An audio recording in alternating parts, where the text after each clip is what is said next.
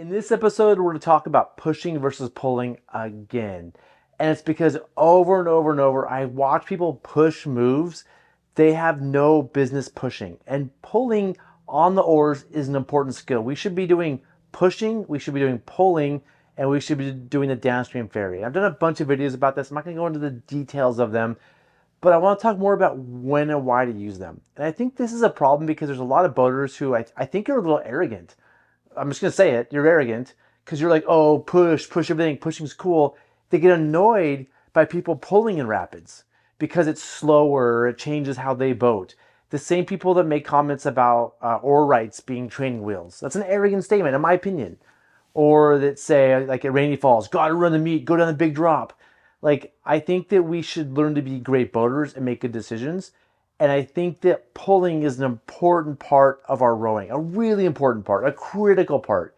It should be our foundational skill. That's that important.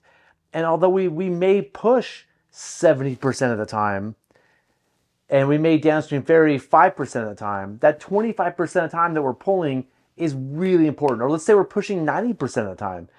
That like 5 to 10% that we do pull are critical strokes and really important. I'm going to demonstrate why on the whiteboard. And a good example is this rapid here, where water is funneling into, let's just say this is a shallow rock that you could go over, but this big rock that could be a rock. And if you're coming down and you start pushing, pushing is not your strongest stroke. You're not the strongest pushing on the oars. And especially if the boat has some weight in it, you start pushing and you're just not making it, or some sort of lateral or wave kind of kicks you back middle, or this rock messes with you. Once you get to here, you just can't make the push. And you're sideways to the rock. You're trying to get more aggressive and you're going to hit the rock sideways. And on top of that, by pushing, you're going faster than the current. So you're speeding things up. If you just floated, you could be at one speed. But when you're pushing, you're going faster than the current. And so when you have to miss some obstacle you're headed straight for, pushing is not the best skill. What I'm going to say to do, what I think should be done in examples like this, is come down, point your bow to the line to danger. Imagine there's some line that goes down to this danger. And pull away from that line. Pull, and then come through nicely. That's what I'm going to say we should be doing. When the current has taken us into some obstacle, especially a dangerous obstacle, a wrap rock, undercut rock, tree, piece of rebar, we should be defensive, point at that line of danger and pull away.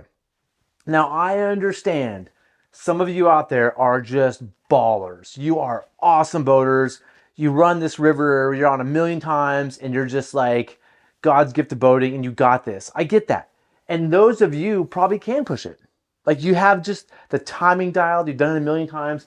You can just get over here and just sort of like barely work, have just the right angle, and you can just sneak your way down, and it looks beautiful, and everybody thinks you're so cool. I get that. And you can successfully do it that way. I think the problem with that is you're setting a bad example for other boaters that aren't as good as you. So if you come down and there's a boater following you and you start pushing and you're just like, again, you got it. You just effortlessly do it. They think they can effortlessly do it and they can't. You're setting them up to fail.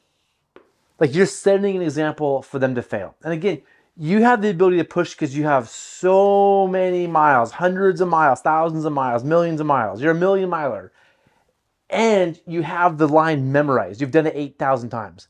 If this is somebody's first time or they're still learning the boat, they can't make that move. And you're setting an example that they're going to follow and make a mistake. So I'm going to say, if you're really a baller boater, and I'm opinionated today because this is a big deal to me. Like I care about this. If you're an actual really, really good boater, if you can push this move, you don't. You don't because you're a leader. You're setting an example for others. You don't care just about how cool you look and you just push it down like it's effortless. You care about your team making their way through the rapid. So you might look back and say, give me a little bit of space just so that they don't slam into you if they can't slow down. You turn your boat and you pull and you pull and you pull. And then you set that good example for other people that are learning to do that same defensive thing. And if you want to work on pushing other places, awesome. But when this is a hazard, again, a wrap rock, undercut rock, some kind of pin spot, wood. You just really have no business pushing past it. And again, if you can do it, cool. You shouldn't to set that example. As you can tell, this is important to me. If you have thoughts about this, if you guys think I'm arrogant, actually tell me. I love it. Say, Zach, you're arrogant. No way. Pushing's rad. Or like, dude, oar locks or open oar locks are where it's at. And like, what are you talking about? Your little flippy things that keep the oar blade straight. You can tell me that's stupid. That's fine. I think a lot of these tools get like pulling and oar rights is the word I was using, and oar rights and things get poo-pooed by a lot of experienced boaters when they shouldn't. And they're great tools. So I'll probably do a few more videos on this. It's important to me. Again, if you have questions, comments, add them down in the section below. Like, subscribe. If you like, it makes me feel really cool and promotes this to other people so other people can see it. If you think this is terrible advice, hit that dislike. That lets me know I'm an idiot, and also doesn't spread this to other people. So hit the dislike if you don't like it, but subscribe either way, because I like subscribers. It makes me feel cool about myself and special. Helps me meet my new goal of 24,000 subscribers, which is more than double what I have now. So it's an audacious goal. Anyway, thanks for watching, and I'll see you in the next episode. Thanks.